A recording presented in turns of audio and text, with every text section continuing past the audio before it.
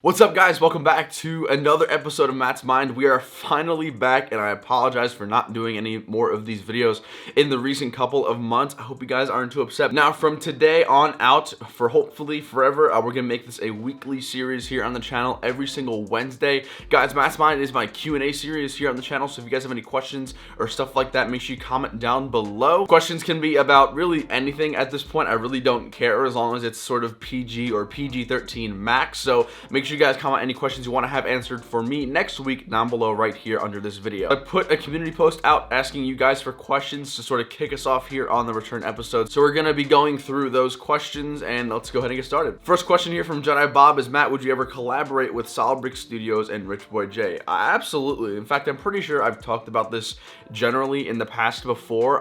The only issue that we have is finding a common convention. Obviously, if me, David, Jay, if we all decided to collaborate together, we want to bring our collaboration together in physical person at a convention, right? Brick World or Brick Fair or any other convention like that. And the only issue is that there is no common convention that's equidistant from all of us. So, for example, you know, David lives in Virginia, Jay's in Texas, I'm in Jersey. So Virginia is closer to me and David than it is for Jay, and then also Brick Fiesta, like it's closer to Jay than it is for me and David. So I think that's like the only big issue that we have is we're not able to find a common location to bring our stuff to. Now, we actually have like talked about it, not extensively, but we've definitely thrown around the idea of a collaboration quite a few times in our group chats, and to be honest, I would assume that at some point down the road it will come. It's just a matter of time. So while I don't have a definitive timeline for you to sort of look forward to that collab, all I can really say is I guess just stay tuned and see what happens. Next question here is from TRJ. If you could pick one Lego theme to return, what would it be?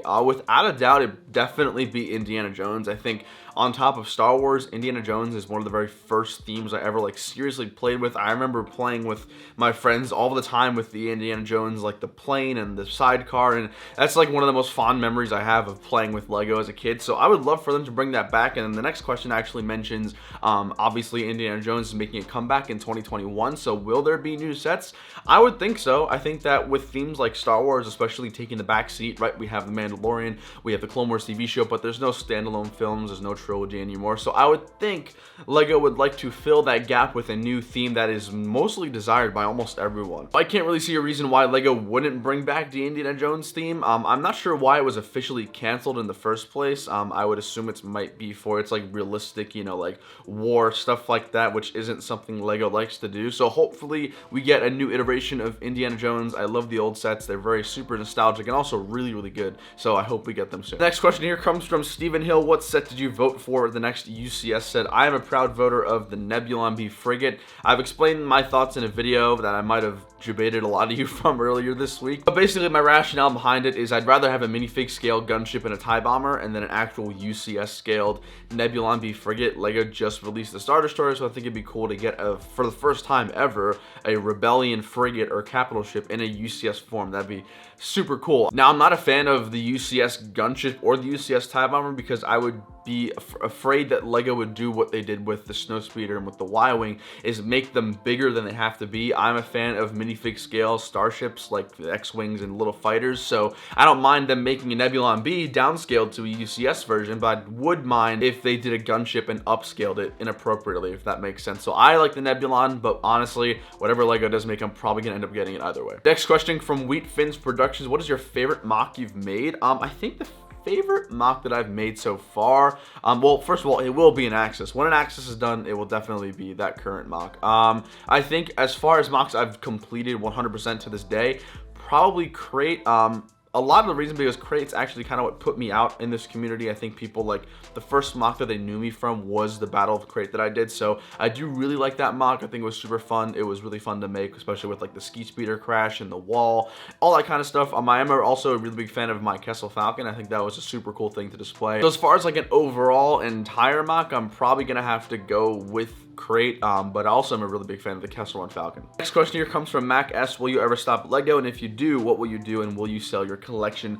As of right now, I mean, things obviously change, but I can't really see myself quitting Lego unless unfortunately something crazy happens. I don't think I'll ever get out of collecting really cool collector sets or collector series or cool mocks. I really hope I never ever stop building mocks. I think it's going to be something that's going to be like a staple here on the channel. So in the foreseeable future, I don't see me going anywhere. Now, unfortunately, if something did happen where I'd have to give YouTube and Lego like the back seat for a little bit, I probably wouldn't sell my entire collection. I have been getting sets for resale value and just investments for stuff like that for bigger things in life, like a down payment on a car, or like a house or something like that. So in the event that it does happen, I probably will just eventually continue with my plan of selling those sets to invest in, but I don't see myself getting rid of my Lego, honestly, unless, like I said, something crazy happens. Next question here comes from Lego Gamer 5502. How often do you want more vote for Lego sets? Now, this is actually a pretty interesting question because I believe this is the first time right now with the Nebulon, the gunship, and the bomber. I think this is the first time Lego is openly saying, hey, you guys vote, and we'll go from there. I think it's a cool concept. I think especially with the whole 501st Battle Pack thing, a lot of the big fuss with Lego is that they're not listening to fans, so obviously they are making some pretty good strides towards that to help give the fans and the consumers what they want. But as far as do I want to see this more, if I gotta be honest, no. I think it sets a very dangerous precedent. I don't like it to be up to the fans at all. There's a reason why Lego is this big, successful, well-reputable company. I think when they make their decisions without involving the public, it definitely has a lot of positives. So I would say, like, we can get like a vote for your own set like one every 4 or 5 years.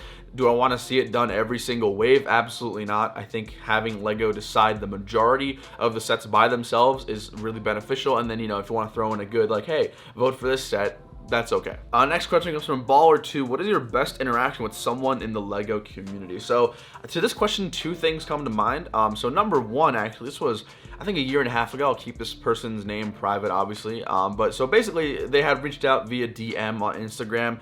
They had, they're a fan of my channel. I hate using that word, but they were a viewer of my channel. They like my content. They reached out and explained their family situation, which wasn't entirely the best. And without going into much detail, they were going down a path that I wasn't comfortable with them going down, and obviously that was very dangerous. So essentially through DMs, I got to know this person, and I got to help them as someone who they looked up to get them and fix them on the right path. And now, as far as I'm aware, they're doing great, which is super nice. So that's the first one. The second one is more of just like a general community thing. You guys know, a couple of months, or almost a year actually, that's kind of crazy. A while back in 2019, I had a run-in with an individual who caused me a lot of monetary, emotional stress, and that was very, very bad. But like literally the entire Lego community came to my aid, and that was super awesome. I can't tell you, I got hundreds of DMs, and that's not even an excuse, and it's not even a flex. Like, it just showed how many people like genuinely cared about me, and that was an amazing feeling. So the community is great. Those are probably the 2 most impactful interactions that I've had to date. Next question here comes from Garen Smith. What would your dream battle pack be without any clones? That's a great question. I think a lot of people's dream battle pack is with clones. Honestly, mine as of the moment right now would be a Mandalorian Imperial Trooper battle pack. So essentially it would consist of a shock trooper with the flamethrower or the flame blaster, whatever you want to call it, like in the last episode. It would also consist of maybe a death trooper and then 2 stormtroopers. That would be like the ideal battle pack for me right now, because I think the Mandalorian is making a lot of big major waves in society right now. Like, everyone knows Baby Yoda, everyone knows the Youngling and all that kind of stuff. So I would personally love to see a battle pack rendition of the Mandalorian Imperial Army into a battle pack. That's as of right now, as the filming of this video, is like my dream, most desired battle pack. Next question here comes from T. Maskovich. Hopefully I said that right. How do you continue Lego through high school, college, considering a roommate who may be unwilling to put up with Lego, and what did your parents think of you doing Lego through these times? So for those of you who don't know, I actually started my YouTube, I think it was in my last year, my senior year of high school. So I didn't go through high school with YouTube. It was something very spur of the moment that I kind of decided to start up. My old content is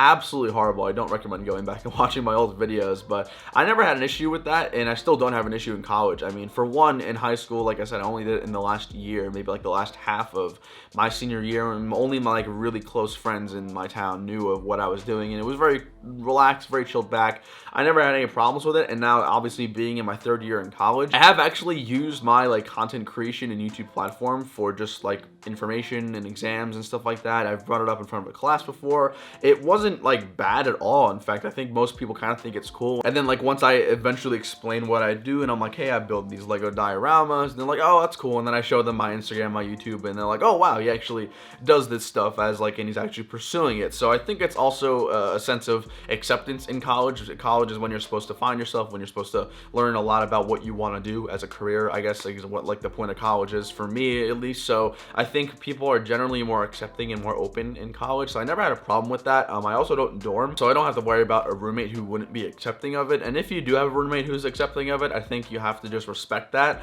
You know, trying to moderate between you doing your own content and then them sort of not having to see it, maybe do it when they're gone, something like that. And then as far as my parents go, they've been really supportive of the entire thing. It's also really good that my parents are grounding me in reality, because obviously everyone wants to be a YouTuber. I mean, how cool would that be? But also being realistic is also a really important part of having a career path and a floor plan for your future life. So they have definitely kept a good job of me being grounded in reality, not getting lost entirely into YouTube, but they've been supportive of it the entire way. Next question comes from Mobile Gaming. Is it easier being a small YouTuber because less people recognize you, sort of like paparazzi, or do you prefer when people come up and say hi?